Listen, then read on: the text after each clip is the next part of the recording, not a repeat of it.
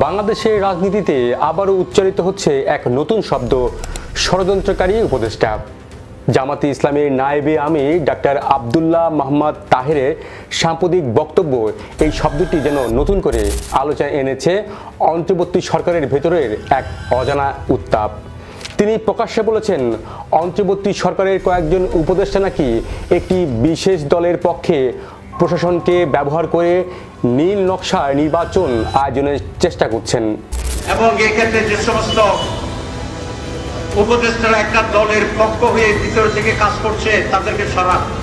এই বক্তব্য শুধু একটি রাজনৈতিক হুঁশিয়ারি নয়, এটি এমন এক সময় এসেছে যখন বিএনপিও একই অভিযোগ তুলেছে। বিএনপির মতে অন্তর্বর্তী সরকারের কয়েকজন উপদেষ্টা নাকি প্রশাসনের রদবদলে, নিয়োগে, এমনকি মাঠ পর্যায়ের কর্মকর্তাদের তালিকা তৈরিতেও একটি বিশেষ দলের লোকদের অগ্রাধিকার দিচ্ছেন। তাদের ভাষায় সরকারের নিরপেক্ষতা প্রশ্নবিদ্ধ হচ্ছে। দুই দল, দুই প্রান্ত, কিন্তু অভিযোগ কিন্তু এক।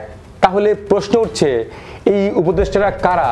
তারা কি সত্যি কোনো গোপন রাজনৈতিক পক্ষের হয়ে কাজ করছেন, নাকি এটি কৌশলগত চাপ সৃষ্টি, রাজনৈতিক দর কষাকষির নতুন এক রূপ? চলুন আমরা ধাপে ধাপে বিশ্লেষণ করি।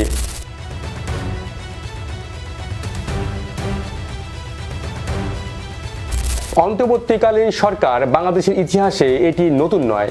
1996, 2001, 2008 দেশে এই ধারণার সঙ্গে পরিচিত, কিন্তু বর্তমান অন্তর্বর্তী সরকার এসেছে এক সম্পূর্ণ অপ্রত্যাশিত ঘটনার পরে, যখন জুলাই বিপ্লবের পর ক্ষমতা ছাড়তে বাধ্য হয় আওয়ামী লীগ। প্রধান উপদেষ্টা দায়িত্ব নেন অধ্যাপক মোহাম্মদ ইউনূস। তার নেতৃত্বে একটি নিরপেক্ষ অন্তর্বর্তী প্রশাসন গঠনের ঘোষণা দেওয়া হয়, যার প্রধান কাজ ছিল দেশের রাজনৈতিক স্থিতি ফেরানো এবং একটি গ্রহণযোগ্য নির্বাচন আয়োজন করা। কিন্তু কয়েক মাস যেতে না যেতেই অভিযোগ উঠে এই সরকার নিরপেক্ষ নয়। এরই মধ্যে প্রশাসনের পদায়ন, স্থানান্তর, নীতি নির্ধারণ সবকিছুতেই নাকি একটি নির্দিষ্ট রাজনৈতিক দলের প্রভাব বাড়ছে। জামাত নেতা ডাক্তার তাহেরের বক্তব্য আমরা পাই এক ধরনের অভ্যন্তরীণ ষড়যন্ত্রের ইঙ্গিত, যেখানে তিনি বলছেন 4-5 জন উপদেষ্টা একটি বিশেষ দলের পক্ষে কাজ করছেন। তাদের প্রভাবেই পুলিশের পদোন্নতি থেকে শুরু করে জেলা প্রশাসকদের বদলি পর্যন্ত সব জায়গায় চলছে দলীয় রং লাগানোর প্রক্রিয়া। অন্যদিকে বিএনপি স্থায়ী কমিটির বৈঠকেও উঠে এসেছে একই সুর। তারা বলছে কিছু উপদেষ্টা নাকি এমন আচরণ করছেন যাতে সরকারের নিরপেক্ষতা নিয়ে জনমনে সন্দেহ তৈরি হচ্ছে। এখন প্রশ্ন হচ্ছে, এই অভিযোগ কি শুধুই রাজনৈতিক বক্তব্য, নাকি বাস্তবে অন্তর্বর্তী সরকারের ভেতরে দ্বন্দ্ব বাড়ছে? অন্তর্বর্তী সরকারের উপদেষ্টারা কার্যত মন্ত্রী পরিষদের সমান ক্ষমতা রাখেন। প্রধান উপদেষ্টা নীতি নির্ধারণে তাদের মতামত নেন। তারা বিভিন্ন প্রশাসনিক ও নীতিগত দায়িত্ব ভাগ করে পরিচালনা করেন। এদের মধ্যে আছেন সাবেক আমলা, বিশ্ববিদ্যালয়ের অধ্যাপক, নাগরিক সমাজের প্রতিনিধি এবং কিছু প্রবাসী। সরকার গঠন করে তাদের নিয়োগকে স্বাগত জানিয়েছিল রাজনৈতিক দলগুলো, কিন্তু সময়ের সঙ্গে সঙ্গে দেখা যাচ্ছে এই উপদেষ্টাদের কেউ কেউ নিরপেক্ষতা বজায় রাখতে পারছেন না। কেউ সামাজিক মাধ্যমে দলীয় সমর্থকদের সঙ্গে যোগাযোগ রাখছেন, কেউ আবার প্রশাসনে তাদের ঘনিষ্ঠ কর্মকর্তাদের পদায়নের পক্ষে মত দিচ্ছেন। এসব খবরই রাজনৈতিক মহলে সন্দেহ জাগাচ্ছে। জামাতের ভাষায় এই উপদেষ্টারা প্রধান উপদেষ্টাকে বিভ্রান্ত করছেন। জামাত নেতা ডাক্তার তাহের বলছেন, প্রধান উপদেষ্টা ভালো মানুষ, কিন্তু কিছু লোক তার সরলতার সুযোগ নিচ্ছে। এই বক্তব্য একদিকে আবেগঘন শোনালেও অন্যদিকে এটি ভয়ঙ্কর ইঙ্গিত দেয় যে সরকারের প্রধানের ভেতরে দ্বিধা তৈরি হচ্ছে। তাহলে কি ইউনূস সরকারও অভ্যন্তরীণ চাপের শিকার? প্রধান উপদেষ্টা নিরাপত্তায় এই প্রশ্নটিকে আরও জোরালো করেছে। তিনি এখন পর্যন্ত এই অভিযোগের কোনো প্রকাশ্যে প্রতিক্রিয়া জানাননি। রাজনীতিতে অভিযোগ মানে কৌশল, একটি দলের অভিযোগ মানে অন্য দলের সুযোগ। কিন্তু এখানে দেখা যাচ্ছে বিএনপি এবং জামাত দুই দলই একই অভিযোগ করছে কিছু উপদেষ্টার বিরুদ্ধে। এখানে কৌশলটি খানিক ভিন্ন। যদি সত্যি কোনো উপদেষ্টা একটি নির্দিষ্ট রাজনৈতিক পক্ষের প্রতি অনুগত হন, তাহলে বিএনপি, জামাত উভয়ের ক্ষতি হওয়ার কথা নয়, কারণ দুটি দলই ক্ষমতায় না থাকলেও সরকারের ওপর প্রভাব তৈরি করে আছে। দুই দলই সুযোগ সুবিধা নিচ্ছে। তাহলে কেন দুই দল একই স্বরে বলছে সরকার নিরপেক্ষ নয়? রাজনৈতিক বিশ্লেষকরা বলছেন এটি প্রেশার পলিটিক্স বা চাপ সৃষ্টি কৌশল। অন্তর্বর্তী সরকারের উপরে একযোগে চাপ তৈরি করে নির্বাচন কমিশন ও প্রশাসনে নিজেদের পছন্দ মতো পরিবর্তন আনাই তাদের উদ্দেশ্য হতে পারে। অন্যদিকে সরকারকেও এই অভিযোগে কাজে লাগাতে দেখা যাচ্ছে।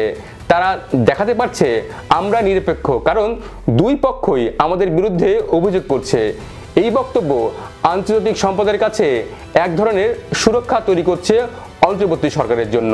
ডাক্তার তাহেরের বক্তব্যে সবচেয়ে আলোচিত অংশটি হলো আমাদের কাছে ষড়যন্ত্রকারী উপদেষ্টাদের নাম আছে, কণ্ঠ রেকর্ড আছে, মিটিংয়ে কে কি বলেছেন তার খবরও আছে। এটি নিছক রাজনৈতিক বক্তব্য নয়, এটি স্পষ্ট হুমকি। এই বক্তব্যের মাধ্যমে তিনি দুইটি বার্তা দিতে চেয়েছেন। প্রথমত, অন্তর্বর্তী সরকারের ভিতরকার ফাটল তিনি জানেন এবং প্রয়োজনে সেই তথ্য তিনি প্রকাশ করতে পারেন। দ্বিতীয়টি, এটি এক ধরনের পাওয়ার ডিসপ্লে, যা আমাদের কাছে এখনও তথ্য ও নেটওয়ার্ক আছে, এটা বার্তা দেওয়া। তবে প্রশ্ন এখানেই, এই তথাকথিত রেকর্ড যদি সত্যি থাকে তাহলে তা কোথা থেকে এলো? সরকারের অভ্যন্তরীণ বৈঠকের অডিও বা মিটিং রেকর্ড তো সহজলভ্য নয়। তাহলে কি জামাতের সঙ্গে যুক্ত কোনো ব্যক্তি সরকারে যুক্ত আছেন, নাকি এটি নিছক মনস্তাত্ত্বিক চাপ? রাজনৈতিক পর্যবেক্ষকরা বলছেন তাহেরের এই বক্তব্য মূলত মনস্তাত্ত্বিক বার্তা, সরকারকে ভয় দেখিয়ে ভবিষ্যৎ নির্বাচনে দর কষাকষির অবস্থান তৈরি করা। কারণ নির্বাচনে অংশগ্রহণ বা বর্জনের সিদ্ধান্ত নেওয়ার আগে এমন ভয় দেখানো রাজনীতিতে প্রচলিত কৌশল। অন্তর্বর্তী সরকারের সবচেয়ে বড় চ্যালেঞ্জ এখন বিশ্বাসযোগ্যতা। জুলাই সনদ স্বাক্ষর, রাজনৈতিক দলগুলোর সঙ্গে সংলাপ এবং নির্বাচনের প্রস্তুতি সব কিছুতেই এখন নির্ভর করছে প্রশাসনের উপর। কিন্তু যদি প্রশাসনকে ঘিরে নিরপেক্ষতা প্রশ্নবিদ্ধ হয় তাহলে পুরো নির্বাচনী প্রক্রিয়ার উপর আস্থা নষ্ট হবে। বিএনপি বলছে 5ই আগস্টের পর প্রশাসনে যেসব বদলি হয়েছে সেগুলোতে একটি বিশেষ রাজনৈতিক দলের ঘনিষ্ঠ ব্যক্তিরা অগ্রাধিকার পেয়েছেন। তাদের মতে মাঠ পর্যায়ে ভোট গ্রহণ কর্মকর্তার তালিকাতেও দলীয় প্রভাবমুক্ত নয়। অন্যদিকে সরকার বলছে সব পদায়নি যোগ্যতা এবং অভিজ্ঞতার ভিত্তিতে হয়েছে। এই যুক্তি বিতর্কের মাঝখানে রয়েছে একটি বাস্তবতা, বাংলাদেশের প্রশাসন কখনোই পুরোপুরি নিরপেক্ষ হয়ে ওঠেনি। যে দলই ক্ষমতায় থাকুক, বদলি, পদোন্নতি, নিয়োগ সবসময় থাকে রাজনৈতিক ভারসাম্য হিসেবে। তাহলে এই অভিযোগ নতুন নয়, বরং পুরনো সমস্যার নতুন সংস্করণ। বাংলাদেশের রাজনীতিতে অন্তর্বর্তীকালীন সরকার ধারণাটি সবসময় ছিল আস্থার সংকটে। একদিকে রাজনীতিকরা চান এমন একটি সরকার যা তাদের পক্ষে নরম থাকবে, অন্যদিকে দাবি করেন যে নিরপেক্ষতার। এই দ্বন্দ্বই তৈরি করে এক রাজনৈতিক বিভ্রান্তি।